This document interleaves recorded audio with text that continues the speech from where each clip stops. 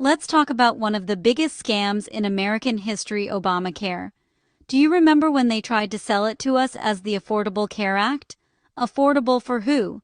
Not for hardworking families struggling with skyrocketing premiums, but for the fat cat insurance companies that have been raking in billions ever since this monstrosity passed in 2010.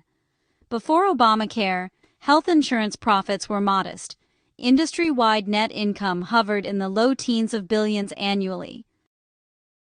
But once the ACA kicked in with its mandates, subsidies, and forced enrollment, it was like Christmas every day for these corporations. By 2014, when the major provisions hit, aggregate profits started climbing. Look at the numbers from a drop to about $3.7 billion in 2015. They exploded to over $31 billion by 2020, and they've stayed sky high, around $24 to $25 billion in recent years. That's a fourfold increase. And don't get me started on the big players: United Health Group, CVS Health, and Cigna. These giants have seen their profits more than double, even triple in some cases, since Obamacare. Combined, the top 7 for-profits pulled in $70.7 billion in profits just in 2023 on over $1 trillion in revenue. Over the last decade, they've pocketed hundreds of billions, with United Health alone up nearly 400% in annual profits. Where's that money coming from?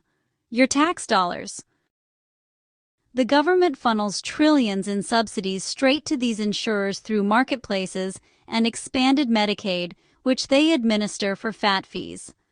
Conservatives warned this would happen: a massive transfer of wealth from taxpayers to corporate cronies.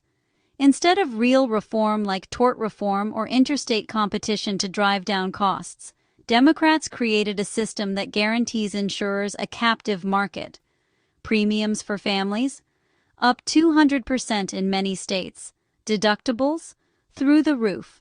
Meanwhile, these companies consolidate, buy up competitors, and laugh all the way to the bank.